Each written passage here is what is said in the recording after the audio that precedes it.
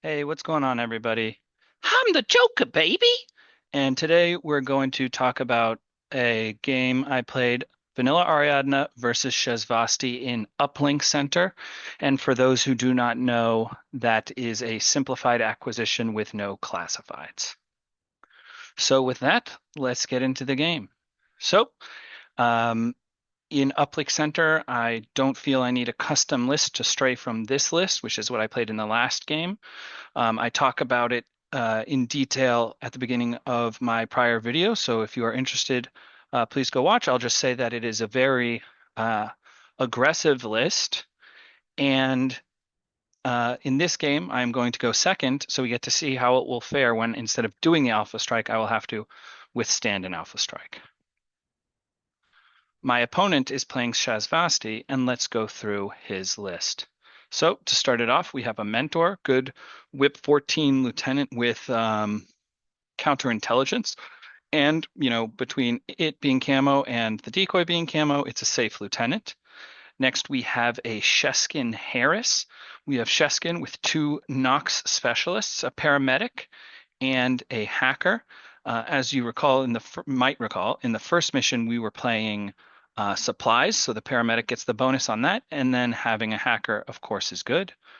Next, we have this pure duo of a Gwylo HRL and a Jaith. I think this is an awesome duo. I mean, it's a little expensive, and the Jaith is a very powerful unit. Its only real downfall is its one wound. But between the HRL with the MSV2 and the nanoscreen, and then the Jaith for up close and a disco baller, that's an awesome duo. Then we have our first Speculo. This one is the Mine Layer. Speculo's got I think, much needed glow up um, in the last rules update. So I think that's an awesome inclusion. If you have the Swick and the points, why not bring the Mine Layer?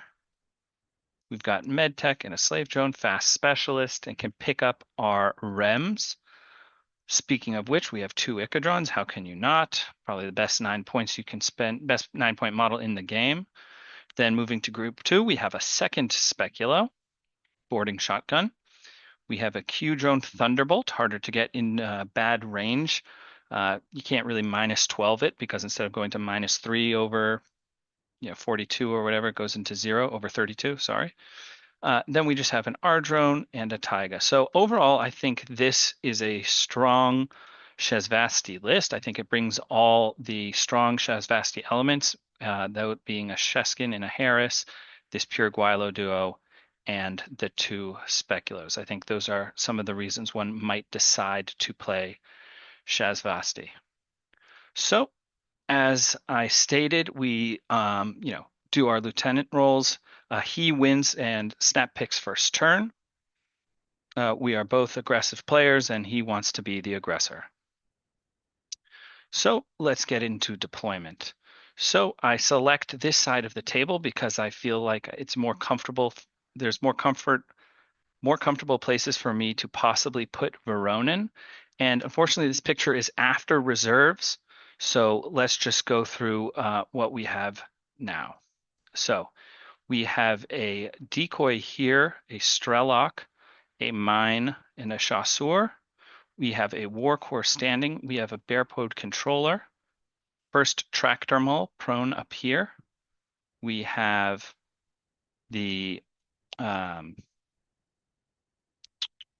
tank hunter chain of command here. We have Bruant here. We have our second tractor mole here. And I believe the bear is here, prone. Excuse me, the bear is here, prone. So that is my deployment prior to reserves. Let's take a look at my opponent's deployment. So my opponent has a R drone, Icadron, Gwylo, Jaith, camo and camo, one being a mentor, one being a decoy, a Taiga back here. We have the med tech, we have Nox prone, and Sheskin prone. We have an Icadron here, Slavebot here, and a TR bot here. So he also spends a command token to keep an extra reserve. And part of my deployment I forgot to mention is we have the real Nauf here prone, and we have his decoy here prone. And you can see I've used both of my decoys to block the staircase, because when he uses his command token for an extra reserve, I am 90% sure that the reserves are going to be 2 speculos. And because of this, the 2 models that I decide to keep as my reserve using my strategos from Voronin are Voronin himself and a Chasseur mine layer. So his reserves go down. Oh, and I have Usha here. Sorry for forgetting about that. So he kind of tries to get trap Usha a bit. So he puts his speculo here prone and its mine over here. And then to deal with Nauf, he puts a speculo here prone. So this speculo kind of has free movement to go down. I don't want to be discovering with Bruant because he will be the only piece looking at it. So if I discover, I just get shotgunned, and I have nothing to shoot at him with the speculo. So what I decide to do, as I don't want Voronin anywhere here in this version of the table, and I know I can pin this speculo with my mine and my Chasseur, and the only thing the speculo can do is get over here. So I put Voronin here and trap the speculo to keep Voronin safe. So what happens? He starts off and he wants to deal with Nauf, so he spends an order basing Nauf with this speculo. Now here I kind of think about what I want to do, and I want to get into this a little bit. I think, do I want to CC with Nauf, or do I want to do nothing and bait him into thinking that this is not the real Nauf? In the end, I decide to CC. The speculo CCs me back and kills me, but dies to the mine on the way. I do not reveal this Chasseur, and that ends up paying off. But right after this, I do, slow down the game a minute and talk to my opponent, and I say, I really contemplated doing nothing with Nauf to try and kind of fake you out. And my opponent says, with hindsight, I know that that's the real Nauf. I would put a shotgun blast into each of the Naufs. But realistically, what he thinks he would have done is put 2 shotguns into the decoy. So just an interesting thing to think about if maybe you can head game your opponent. However, another thing that could happen if I don't CC with Nauf is if he is very ballsy, he could dodge with the speculo to dodge the mine.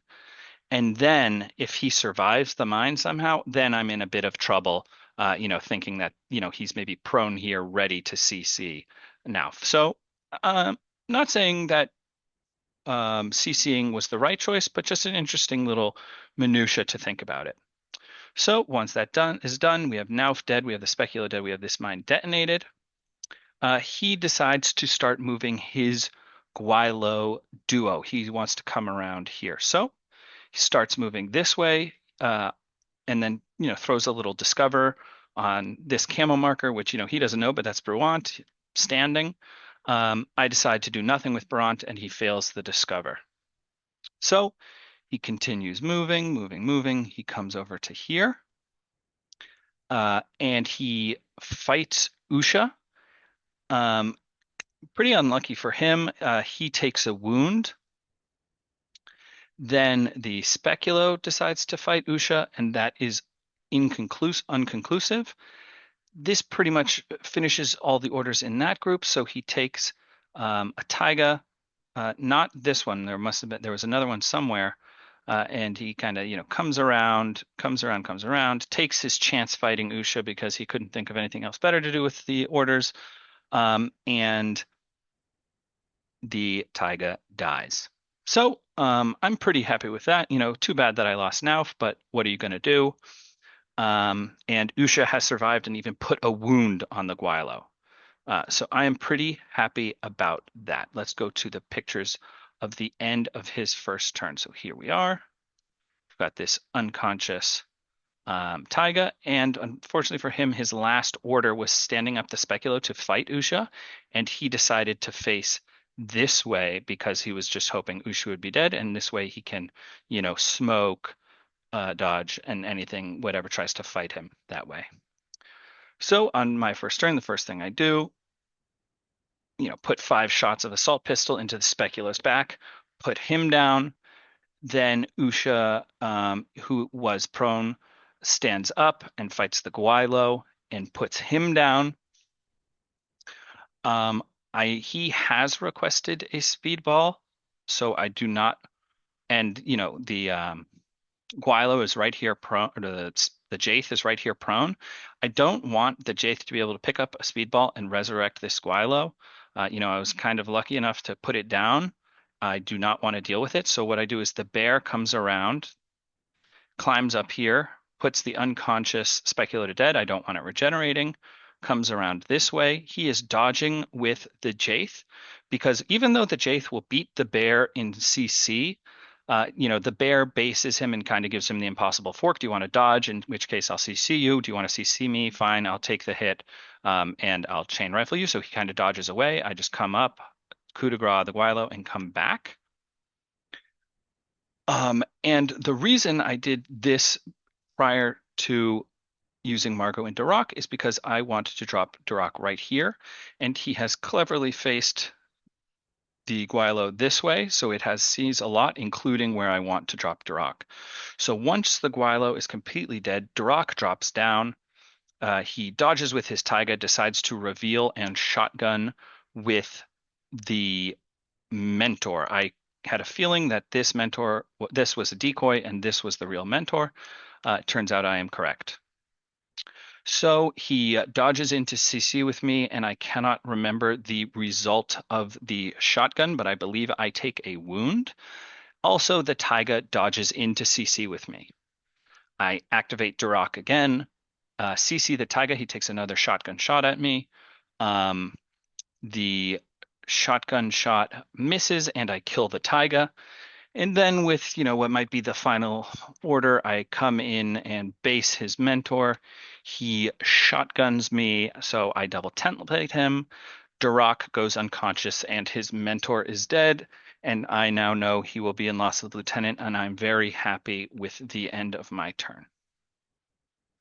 So let's take a look at what we're looking at the end of my turn. So we have this unconscious Taiga, we have an unconscious Duroc, and a dead or unconscious mentor. We have Usha, who I got a comment on my last video. I did not realize she had frenzy. That is my bad. You got to know the rules of your own army. I have notified my opponent that I cheated, and he's very forgiving, which I appreciate. So, at the end of that turn, I must have re-camoed Usha. The Jaith has dodged all the way down the stairs, and my bear is here. Also, Bruant has moved up. I do not recall what he might have shot at. I remember I was contemplating shooting the Gwailo, but I didn't realize that Albedo doesn't work against the X-Visor. I was scared that it does, so I didn't take that fight. All right, so he takes his Jaith, he comes around here and bases the bear. I'm aware that he will be able to double chain rifle like this, catching Usha. So Usha elects to dodge. The bear elects to chain rifle, and he CCs the bear. He makes his chain rifle save from the bear, and then I think he CCs the bear one more time, puts him unconscious, and then stays in base to base with the bear. Not wanting to take another fight because I elect to go dogged with the bear. Now he is in loss of lieutenant, so he can't do too much more. He elects to move Sheskin up to here and put her in suppressive fire. Puts a Nox up here and another Nox down here. So he has aggressively positioned his Harris. He's dealt with the bear. And so he's cleaned up about as much as he could in his turn of loss. Looks like I do not have a picture of the end of that turn. So I now have my bear dies from dogged. So what I elect to do is I take Bruant. He kind of comes around back here. I'm able to stay out of Sheskin's line of fire because of the infinite height building. And the reason I want to be as far away from the Guilo as possible when fighting is because I do not want him to chain rifle me. Now it does take 2 or 3 orders of me shooting as at the Jaith as it dodges around, but I am because of the MIM -6. But I am able to eventually put it down. And Sheskin is faced something like this, facing this way, because I ask him, can you, show me how Sheskin is facing? Because I was thinking of putting Margot down here to shoot Sheskin in the back, but that's not a possibility. However, I do have plenty of orders, so Bruant is able to loop around, come around, come around, come around, come to here, and shoot Sheskin in the back outside of 8 inches, so she's not able to dodge. I get a bit lucky here and am able to put Sheskin all the way to dead. Now, there is a Nox paramedic here. So, with the rest of my orders, this Chasseur comes up, comes around. I think he gets discovered on the way in, but he doesn't, do anything, and he just coup de grace Sheskin to death. With that, my opponent is kind of ready to call the game, but decides not to. He kind of, moves around a little bit, but isn't able to accomplish too much. And then with my last turn, Bruant, who is here, is able to sneak around, press this button and control.